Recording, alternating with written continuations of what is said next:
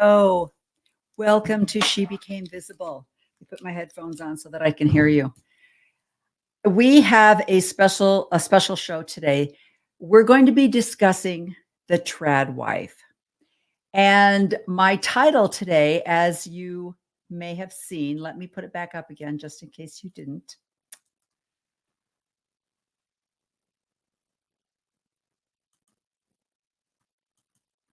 Okay, where is it going here? Why am I not seeing it? Let me put me on.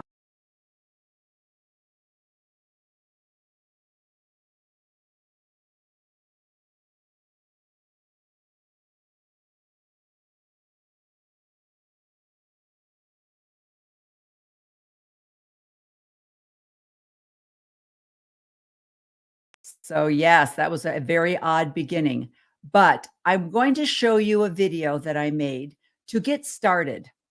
First of all, we're going to start out with a little clip from my friend Shalise. Shalise has a fabulous YouTube channel called From Cults to Consciousness. And let me show you her little clip right here.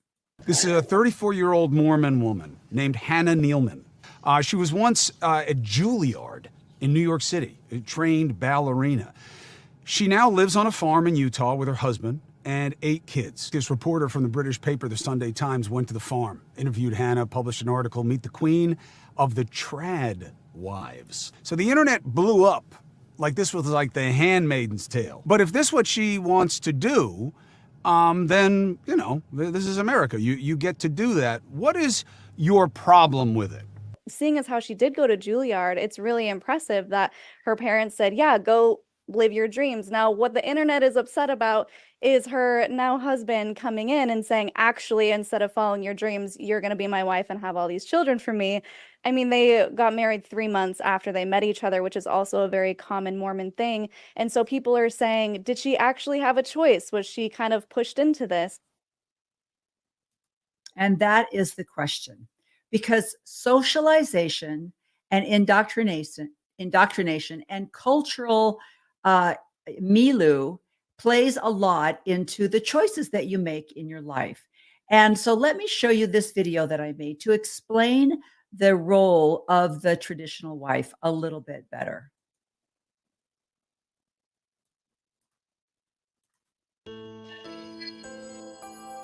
The term TRAD wife, short for traditional wife, refers to a woman who embraces traditional gender roles, often centered around the idea of being a homemaker, caring for the household, and raising children while her husband takes on the role of the breadwinner. This concept is rooted in a nostalgic vision of the past, typically evoking images of the 1950s, when societal norms more rigidly defined these roles. However, as you pointed out, this idealized version of the past is often more myth than reality, glossing over the complexities and limitations of those times. Roles of a traditional wife. First, homemaker.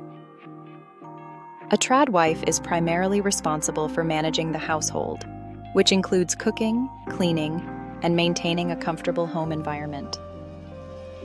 Second, primary caregiver. She is often seen as the primary caregiver for children, responsible for their upbringing, education, sometimes homeschooling, and instilling values, often within a religious or moral framework. Third, supportive spouse. The traditional wife is expected to support her husband emotionally and practically, often prioritizing his needs and career over her own ambitions. Fourth, nurturer. Emphasizing nurturing and empathy, a TRAD wife is often portrayed as the emotional center of the family, providing care and affection to her husband and children. Finally, modesty and femininity. The TRAD wife typically embraces modest dress and behavior that align with conservative ideals of femininity, often influenced by religious or cultural beliefs. What this means for a traditional husband. First, breadwinner. The traditional husband is expected to be the primary provider for the family, earning the income that supports the household. Second, protector. He is often seen as the protector of the family, responsible for the physical safety and overall well-being of his wife and children. Third, leader. In the traditional model, the husband is the head of the household, making major decisions and guiding the family's direction, often with the expectation that his wife will defer to his authority. Fourth, role model. The husband is expected to be a moral and ethical role model for his family, embodying qualities like strength, discipline, and responsibility. Finally, limited domestic involvement. Traditional roles often involve the husband having minimal involvement in domestic chores or child rearing, focusing instead on external work and leadership. Critiques and modern implications. Nostalgia versus reality. The notion of the good old days is often romanticized, ignoring the inequalities and challenges faced by women and minorities in the past. Restrictive roles.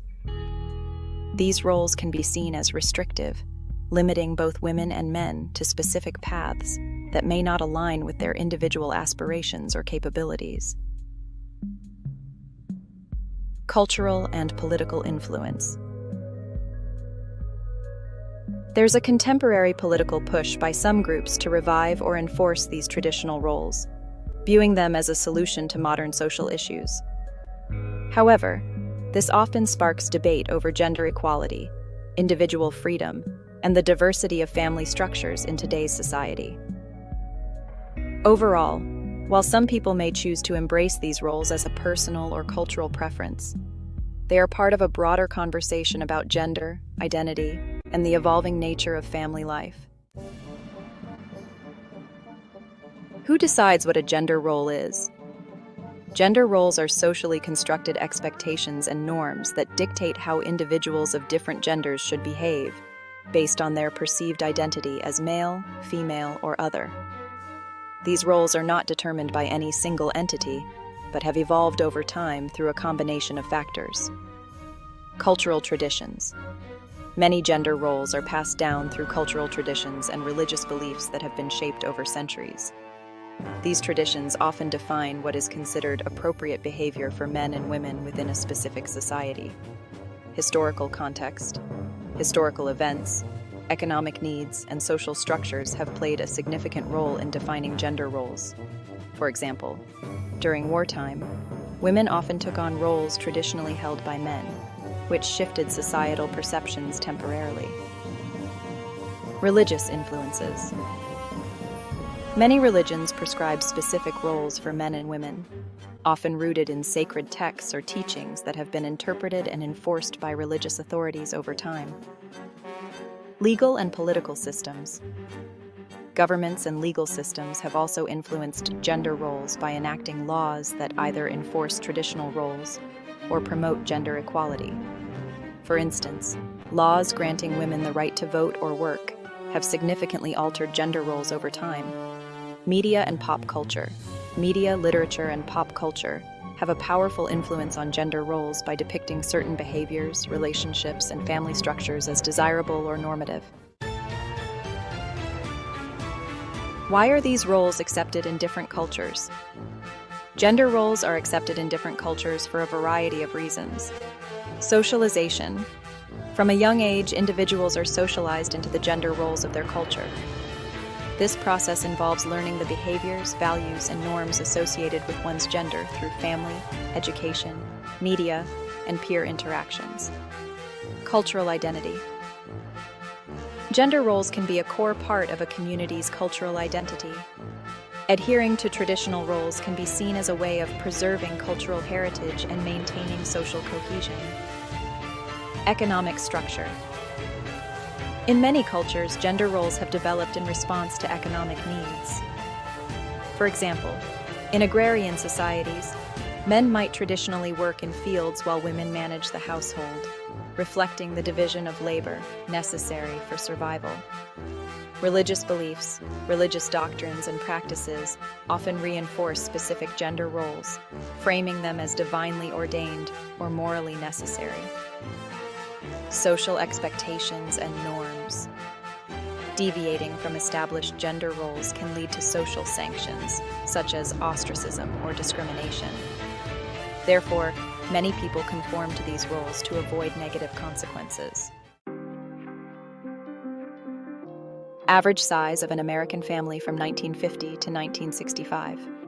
The average size of an American family in the 1950s and 1960s typically included parents and their children, often referred to as the nuclear family.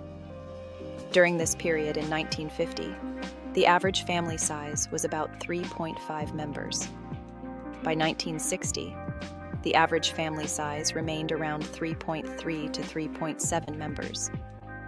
This decrease over time reflects broader demographic trends, such as declining birth rates and increasing urbanization.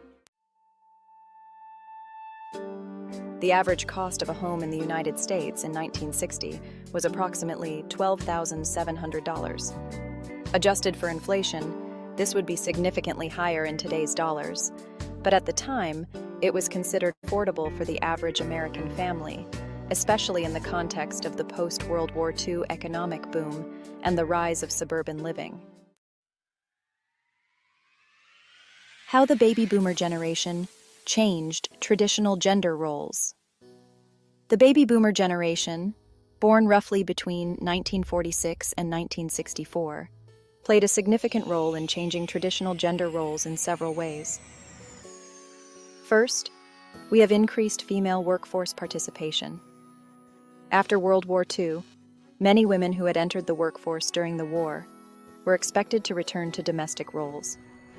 However, during the baby boomer era, more women began to pursue careers outside the home, especially as the economy expanded and new industries emerged. By the 1960s and 70s, the number of women in the workforce had significantly increased, challenging the traditional notion that men should be the sole breadwinners. Next, education and professional opportunities. The baby boomer generation saw a rise in educational attainment for women, leading to more women entering professions that had previously been male-dominated. This shift began to break down barriers in fields such as law, medicine, and business. Then, shifting family dynamics. As more women entered the workforce, family dynamics began to change. Dual-income households became more common, leading to a redistribution of domestic responsibilities.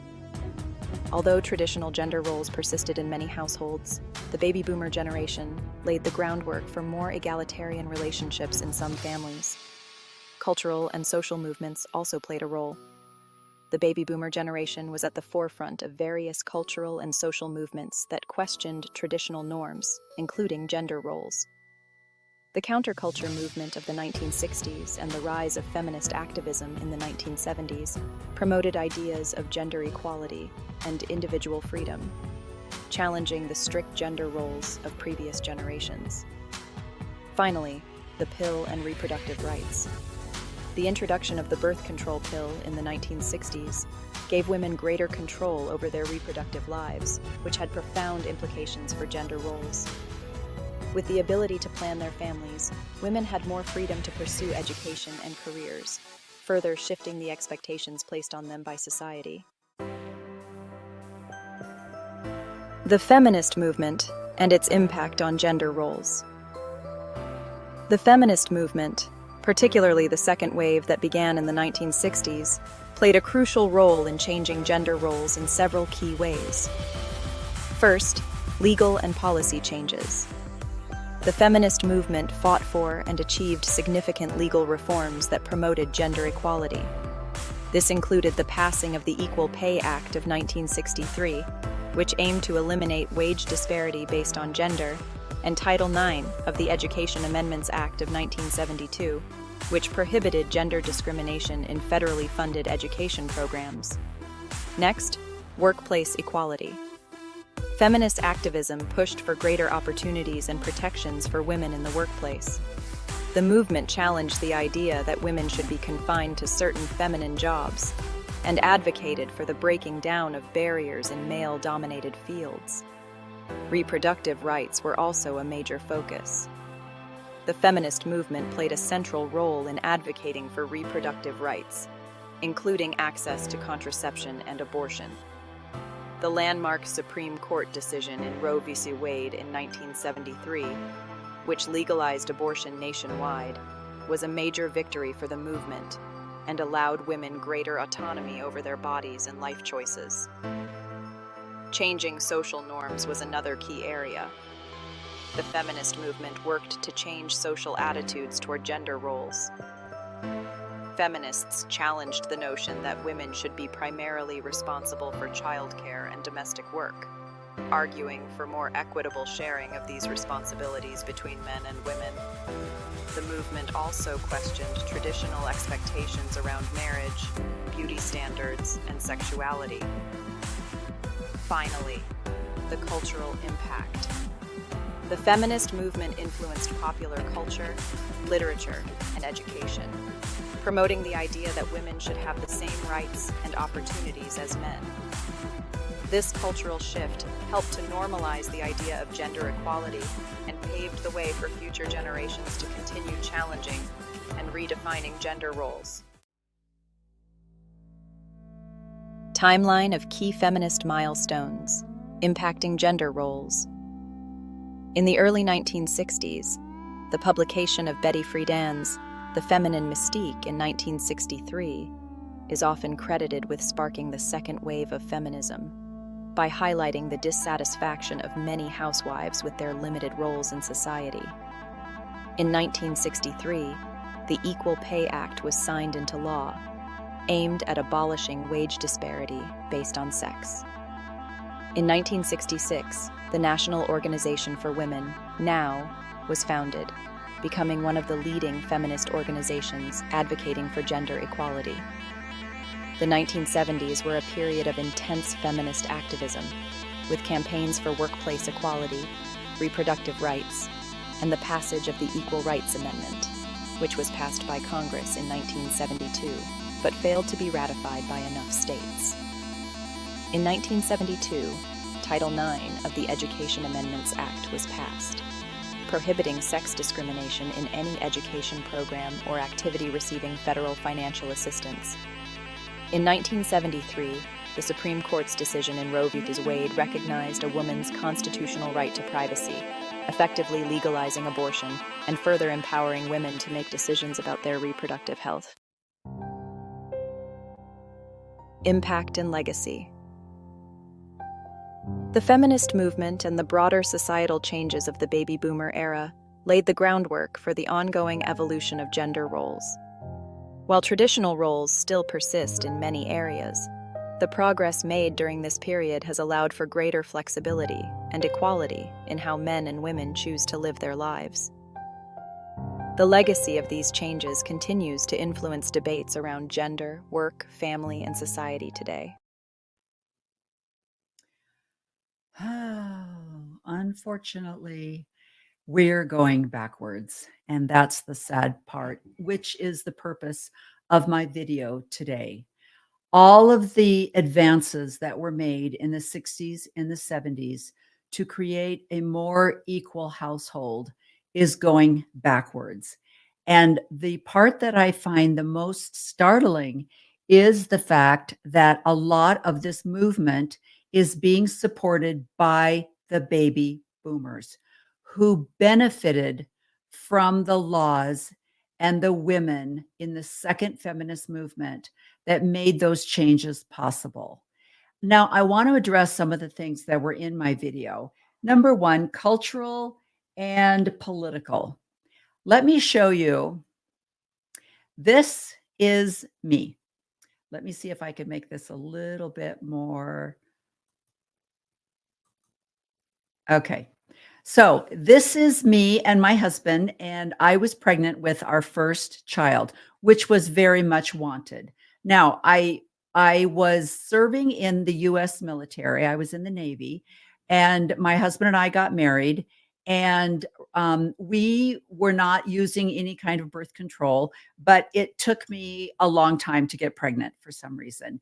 And right after I was discharged, we went down to California to visit my parents who were living there. They were living in Washington State when I went into the Navy, And by the time I got out, they had been transferred to California. So I had never seen their house or any of that. So we went down there to see them before we went back to Washington State and Oregon. And at that visit, I was nauseous. Smells were really making me sick. And I thought, maybe I'm pregnant. So on my son's birth announcement, it said, made in Japan. And I thought that was really cute. So this is my first pregnancy. And as you can see, I was not able to hide this pregnancy very well at all. I showed very quickly. Now, this pregnancy right here turned into 6. We eventually had 6 children. Now, the reason I put this picture up is this is a picture of my grandmother and my cousin. Now, my cousin and I were very close, and we were living originally, all of us were living in Illinois, very close to each other. But as I mentioned, my father had gotten transferred to Washington State. And so my cousin and I were both planning on getting married about the same time. But the closest LDS temple at that time for both of us, Illinois and in Washington State, was Salt Lake. And so my family did not want to spend the money or have the expense of having to go out to Salt Lake twice in 1 year. So my parents and her parents talked us into getting married at the same time. So we got married on the same day, and that is a whole nother podcast. But I also wanted to show you this, which is the Illinois Civil Defense Council bulletin, and that is my grandmother. And she actually became the civil defense director for Grundy County. And this is a woman that had 8 children, and she was born in 1900. But if she would have had the advantages that I had as a baby boomer, she would have never had 8 children because she was a businesswoman at heart. Now, this is a picture of my number 6 baby. And as I mentioned, I served in the U.S. Navy, and I just want all of the J.D. Vance supporters to know that the fact that he was in the military, he, I'm sure, went into the military. I'm sure they paid off his Ohio State college loans. And then he used his GI Bill to further his education, which is what I did. But the problem is, I went back to college when I got out of the military, just like J.D. Vance did. Only this, let me go back. That baby right there cried constantly from the time he was born. He had that colicky spell every night from 7 o'clock to 10 o'clock. And I was nursing him. And so I wasn't able to go back to school. Now, throughout all of these pregnancies, I would go back to school here and there. But, because being a mom is a full-time job, I was always called back home and never able to complete. I have my interior design education, but I was never able to go any further than just the basics. So this baby right here, our number 6 baby, had a very difficult birth. And because of his birth situation, he ended up with brain damage, severe cerebral palsy, and I became his permanent caregiver until he died at the age of 37. And so the reason I showed you the picture of me in the military is I want to compare my reality. I was 32 when I had my 6th baby. JD Vance is now the same age basically as my son.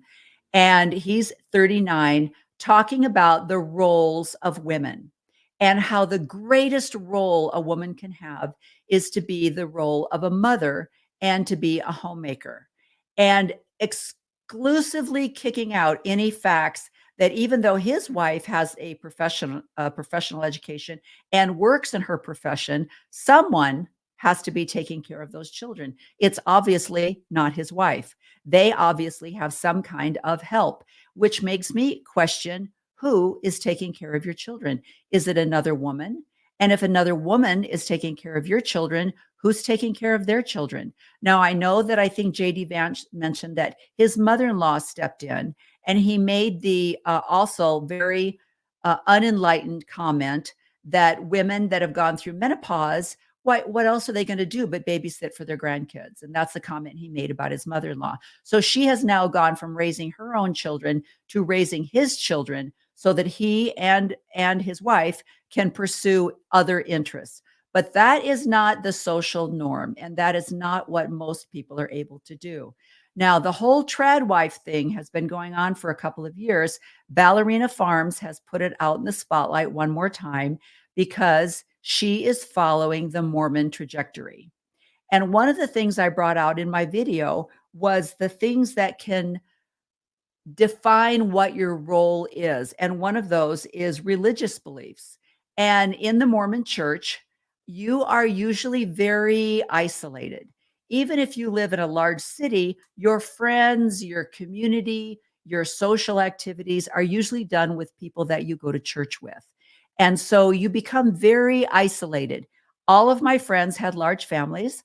My best friends in high school, each of them had 5 or 6 children.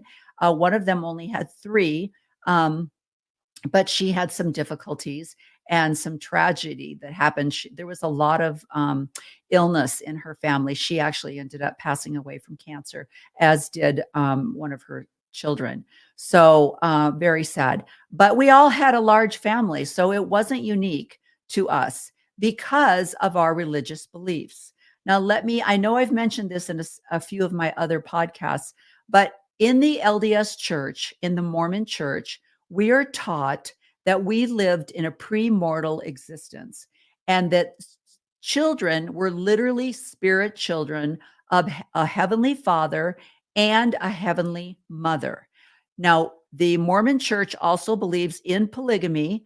Even though they do not practice it here on earth, they do believe that it will be practiced in the next life because you need to have multiple wives to produce multiple spirit babies.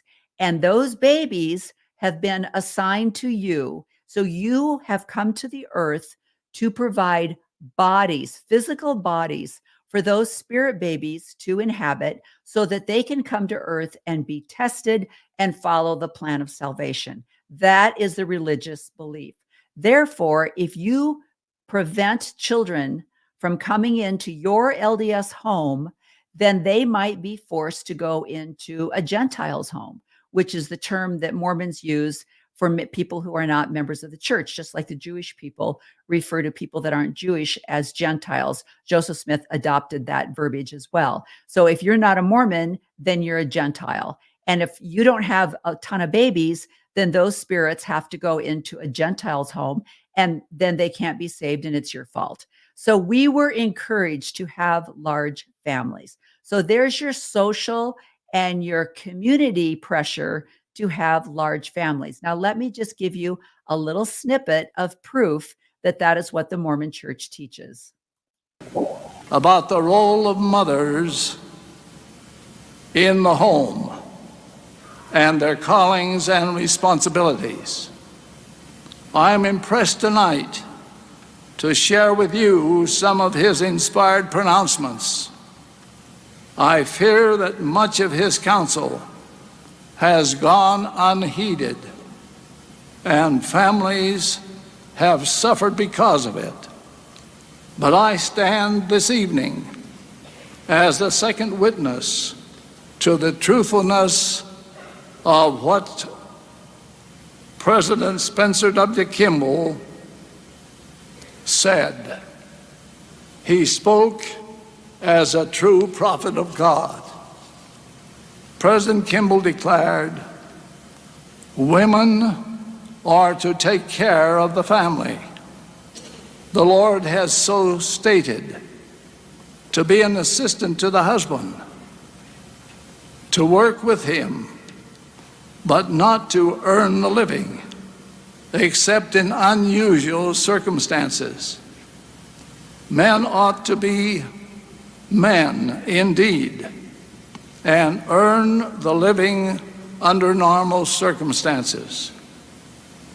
President Kimball continues, "Too many mothers work away from home to furnish sweaters and music lessons and trips and fun for their children.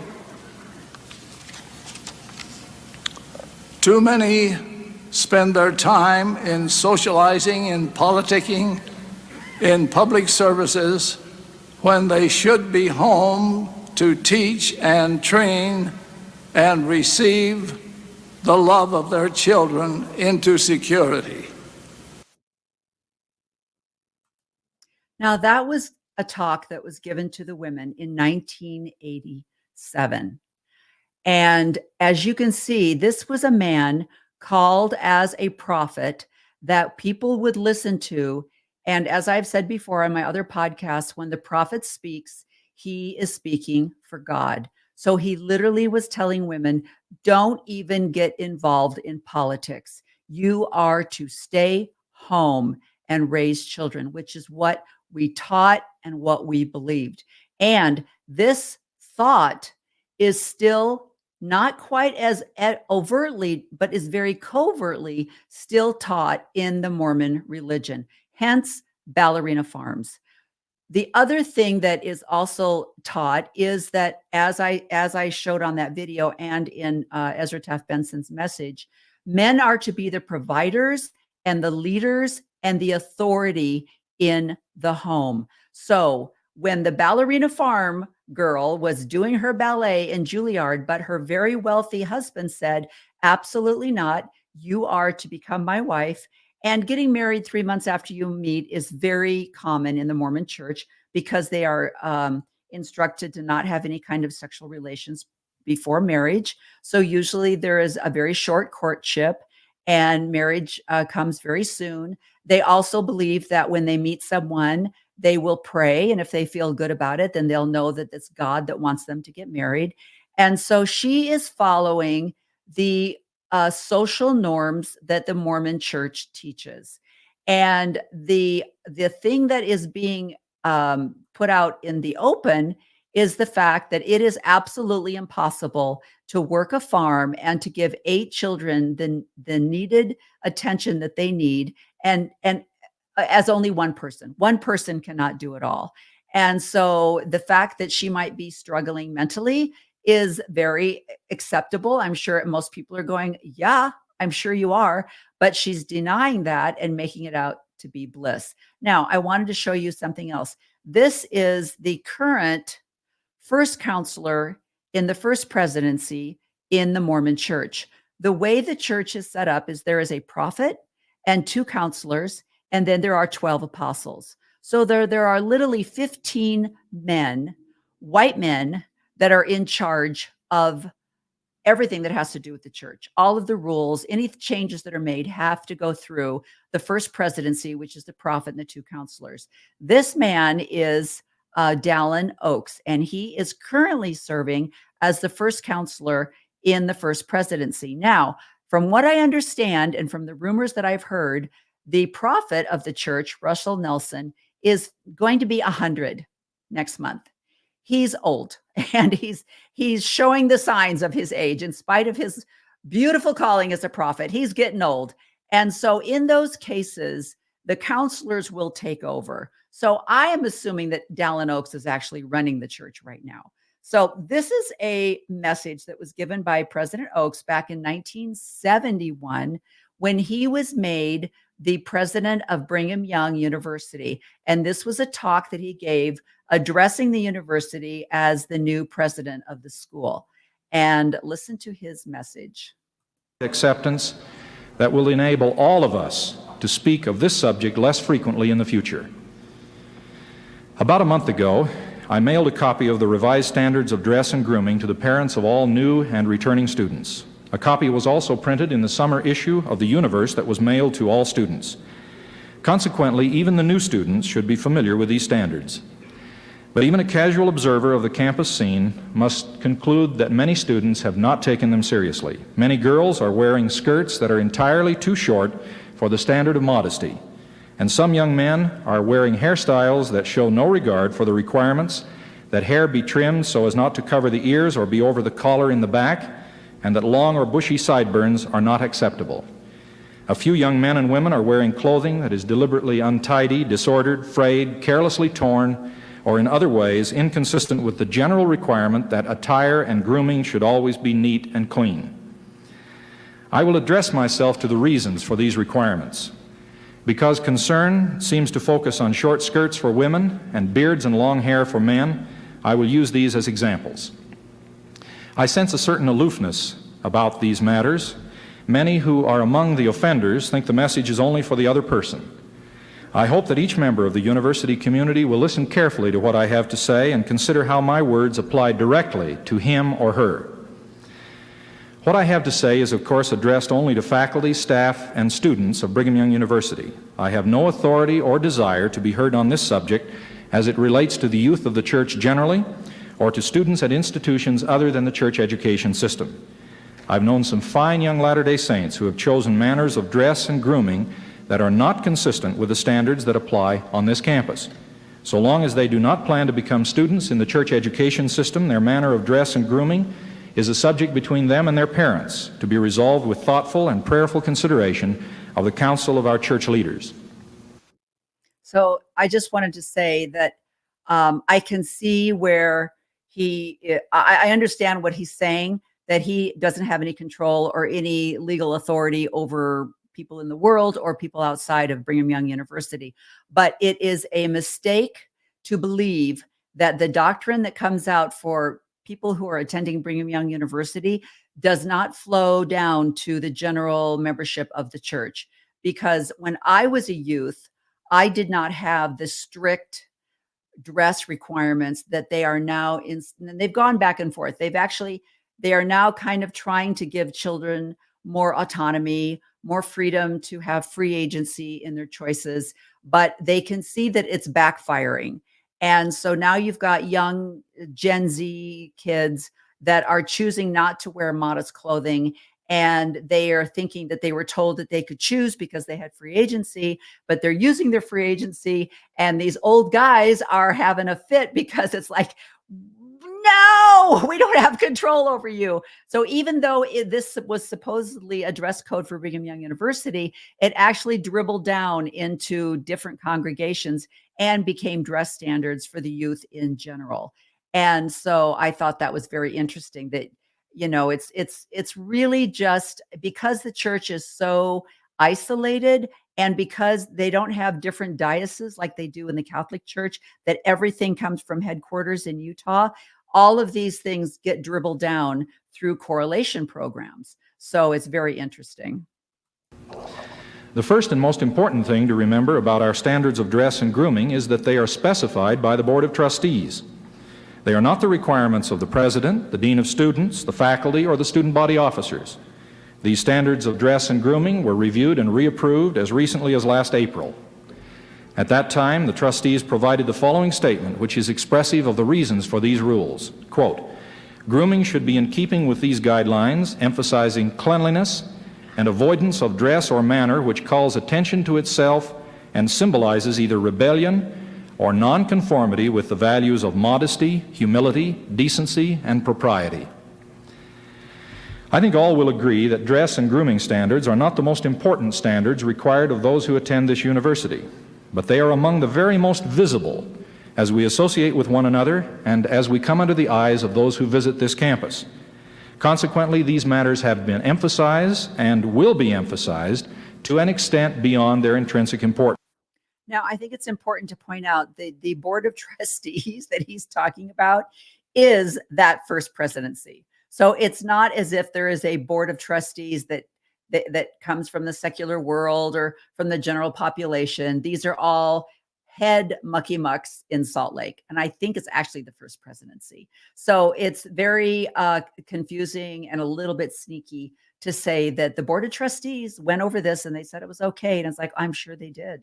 And so I also wanted to say that at the age of 12, my family had just joined the Mormon church. I was 12. My parents were converted and I was baptized. I'm 12, you're right. And we drove out to Utah from Illinois to go to the temple. And we wanted to see all the Mormon sites, right? And so we went to BYU, and my dad and I are walking on the campus on our way to the bookstore. And I was stopped as a 12-year-old girl and told that I could not be on campus because I had on shorts. And this was in the late 60s. So I think that's it's you have to delve a little deeper into these rules to understand that modesty is pushed onto women even as children. And the fact that they look at a child's body as suggestive or as pornography is disgusting. Those who take exception to this emphasis should remember that while most of these standards are not vital matters of personal morality, neither are they burdensome. Like the word of wisdom, the requirements are adapted to the capacity of the weak and the weakest of all saints who are or can be called saints. Speaking of short skirts on the one hand and long hair and beards on the other, we should note that the reasons for these requirements are different. Skirt lengths for women are a function of modesty. The ban on long hair and beards, on the other hand, is a question of symbolism and propriety. Let us examine these separately. First, as to skirt lengths. After the trustees reviewed the standards of dress and grooming last spring, they made only two minor changes, both relating to women's clothing. They added culottes, slacks, or modest pantsuits, not to include Levi's, to the acceptable women's wear for attendance at classes, and they specified modest length as the standard for women's hemlines. The inclusion of pantsuits authorizes a style of dress that is clearly modest, however unfeminine some may think it to be. Standing by itself, the word slacks refers to a wide spectrum of attire covering the extremes between the dressy component of the pantsuit on the one hand on down to the grubbiest trousers only suitable to slop the pigs.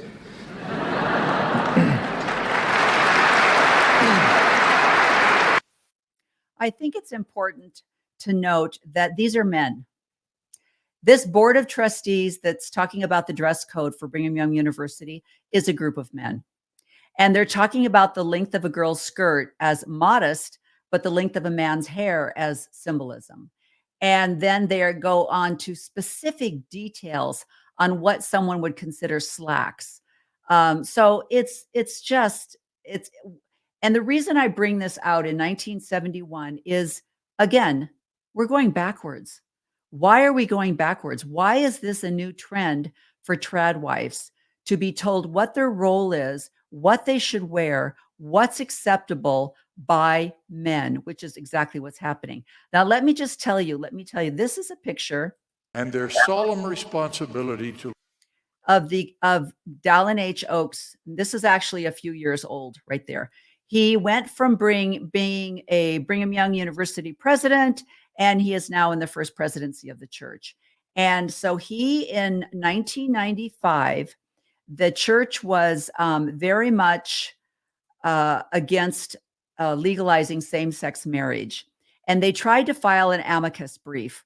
It all started with the same-sex marriage act going on, and it was going to be addressed in Hawaii. The church tried to put a stop to it in Hawaii.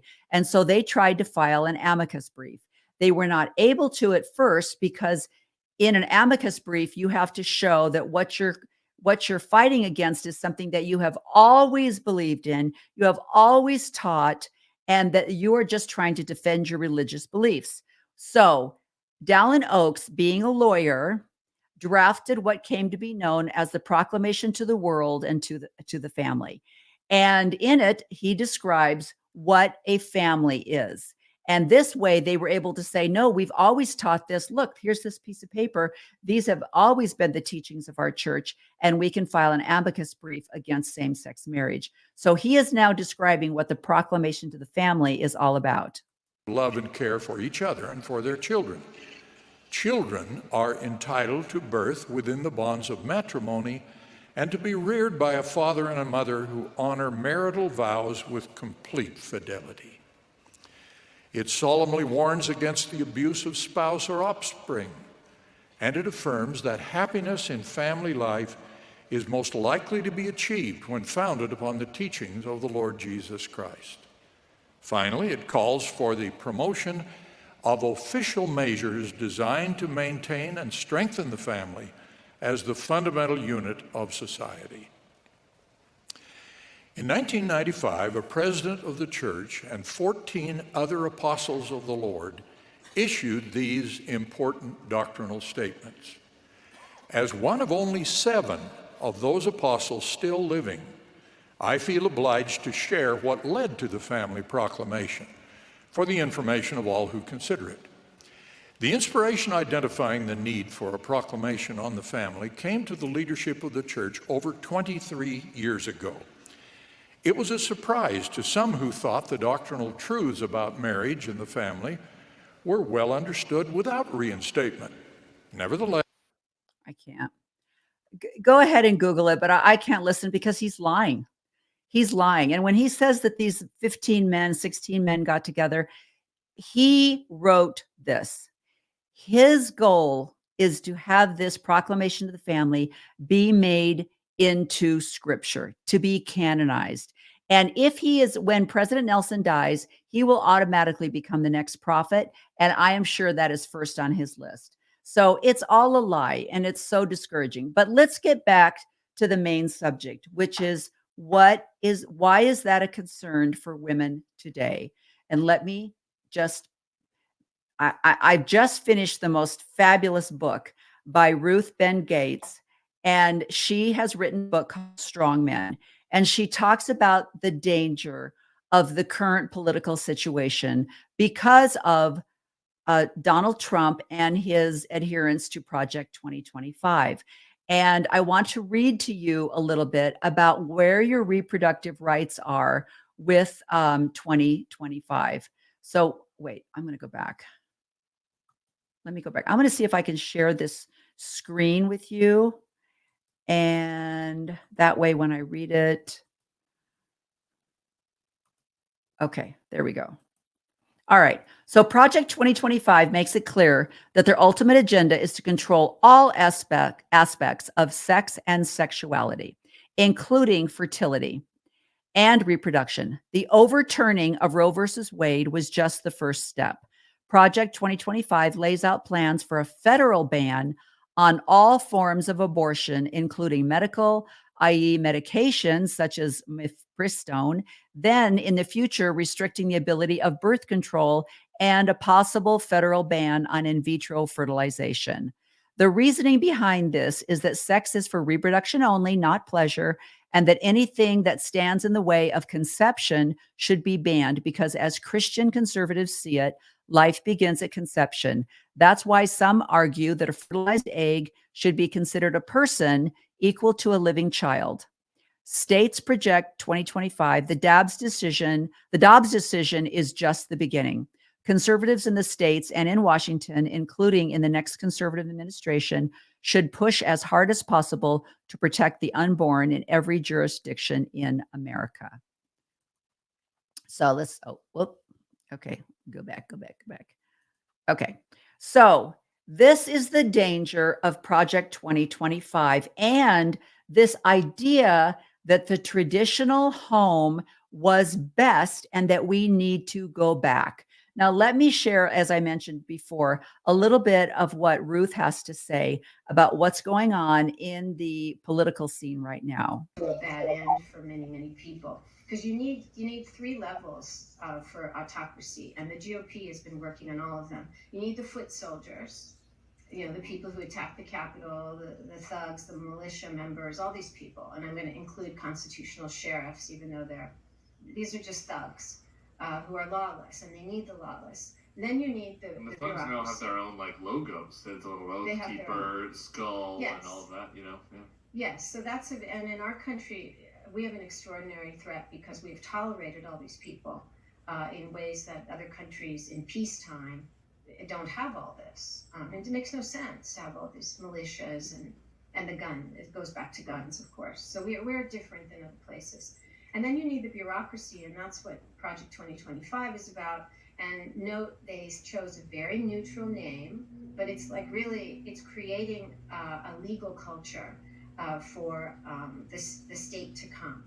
And that's why they have, they're vetting people politically, just like in an authoritarian regime, to make sure they have the right people. So there's going to be a big purge of the bureaucracy. So you get people who are already corrupt. Many of them will be already lawless. They don't respect rule of law.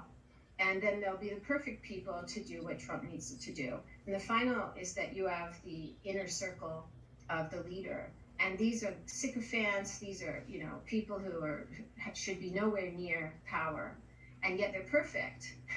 Or they have some connections. Like if you go back and analyze Trump's cabinet, who was in it, very interesting. You've got like Wilbur Ross. We never talk about him, but he was Secretary of Commerce. He forgot to mention during his confirmation process that he was in business with Putin's son-in-law. So that's just, Ruth speaking of Project 2025 and how dangerous it is. Now, the fact that President Trump is denying that he knows anything about it, obviously that's been blown out of the water. They've got video, they've got secret videos of people talking about how they've interacted, how they've introduced, how they're working with Trump. And let me just read a little bit of what Project 2025 is doing. So they systematically want to dismantle the federal government. It's a soft coup. They want to give the next Republican president new supreme powers and develop an autocracy. Now, that's already been done partially with the Supreme Court, that they cannot be held. The president cannot be held responsible for anything he does while in office, which is very, very scary.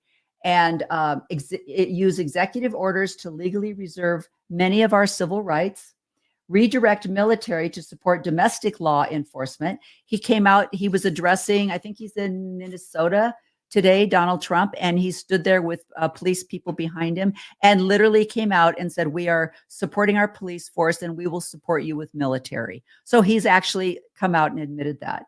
Criminalize and erase gender and LGBTQ identity from government protection, reverse racial equality, attack diversity, and reverse environmental gains, replace secular education with Christian theocracy and a pro-life agenda. Now, I was listening to, I think it may have been, I can't remember, but they were talking about the new policy and Arizona has done this, where they allow a voucher program for parents to get $7,000 of tax money that would normally go to a public school. They get a voucher for that equal amount of money to use at a private school if they choose to take their child out of a public school and put them into a private school. Most of that money is going to religious schools. And then what the schools are doing is they're raising their tuition. So the $7,000 does not cover the tuition, and only the wealthy are able to go to these schools. And because they're private schools, they can have their own rules. And so they can be very selective of the students that they allow in. And so if you happen to have a child that has special needs or is in an IEP, they probably will not be accepted into a school because they're not going to pay for the excess that students like that need. Now, I know that there was, Team Hoyt. How many of you remember Rick Hoyt? And he was the father of a young man that was in a wheelchair, and he ran marathons. And he became very, very famous for he and his son, Rick Jr., to run in these marathons. And he motivated a lot of people to include their children with disabilities in their athletic activities. But what people don't really know is that the mother of Rick, I think her name was Judy, is the one that made it possible for my son to go to school, because she fought for Rick in Massachusetts to be able to attend a public school, even though he had cerebral palsy and was disabled. And it was through her work that it became a federal law that all children were allowed an education. And now that's going to be repealed. And the absolute idea that we will be closing down public schools should be frightening, should be absolutely frightening. So that's one of the things that they're working on. They're going to recruit and train 20,000 conservatives for government jobs, use Schedule F to remove 50,000 plus civil servants starting on day one, require government loyalty pledges to an extremist right-wing agenda, reverse historic U.S. defense policy of deterrence to offense, and require U.S. foreign policy, USAID, to align with pro-life agenda. And they want to launch their 180-day administrative takeover on January 20th, 2025. Now, this isn't something new. Project 2025 has been going on for a long time, but you're hearing the role designation for women through comments that J.D. Vance has made, comments that Harrison Butker made, and other conservative people are talking about going back. And the idea of the good old days, the days of nostalgia, the days when supposedly everything was great, that is part of an authoritarian scheme to make people unhappy, to create fear and shame, and to take over with an autocracy. And that is exactly what they have planned. So when we see these trad wives, and like Cuomo was asking Shalise in that interview that I started out with, when you say, look, if you want to be a traditional wife and stay home, you should be able to. And yeah, that is exactly right. But when it has been socially constructed for you not to believe that there is any other choice for you, or you're not a good person, or you're not a good mother, or you're looked down upon socially because you've made those choices, that's when something like Project 2025 becomes an issue. So thank you for sharing your time with me today. I hope that's been helpful for you. And I want you to know that I was very lucky, because even though my parents joined the church when I was 12, I had 12 years of being a Methodist. And I came from, my father had 8 siblings, my mother had 8 siblings. I had lots of aunts and uncles that were all kinds of Protestant religions, Methodist, Lutheran, Catholic. They were whatever they wanted to be, and nobody cared. I had an aunt that was very religious. She was actually my godmother, and she was beautiful and she was wonderful. And they weren't able to have children. They actually adopted a young man who's very successful and who's a wonderful person in Chicago. And so I grew up with a family that loved one another. They knew how to treat one another with kindness, and it didn't matter what their religion was. And I didn't grow up with very strict modesty standards, so that after I joined the church, even though I accepted the modesty standards that I was given, I knew that there were a few things that were a little out of whack. And so as I became more knowledgeable and I learned more historical facts and really saw the patriarchy that is running the Mormon church, I resigned my membership. I didn't want to be affiliated with it. And so my question today, though, and this is the thought I want you to take away from this podcast. If you are a baby boomer, especially if you were a baby boomer woman, and you grew up with the benefits of the women that came before you in the 60s and the 70s, laws that are 50 years old, women, the fact that you were able to go to work, get a credit card, take out a loan for a car, sign a lease, those all happened 50 years ago. And if you're willing to turn, and you were on birth control, you were using birth control, because I live in a neighborhood of baby boomers, and I'm the only one in my entire neighborhood that has more than 2 children. And they were all working women. Everyone that I associate with in my neighborhood had a job of some kind. There were no stay-at-home moms in my entire neighborhood in Arizona.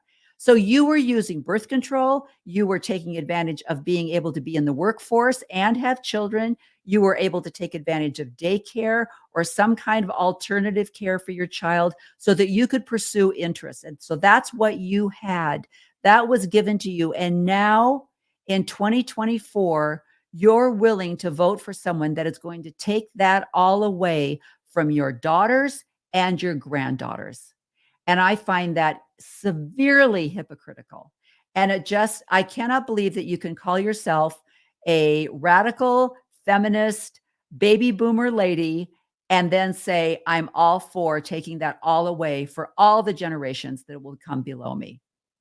And that's my message for today. So thank you for joining me today on She Became Visible. I hope this will help and motivate you to also become visible. Thanks for joining me today.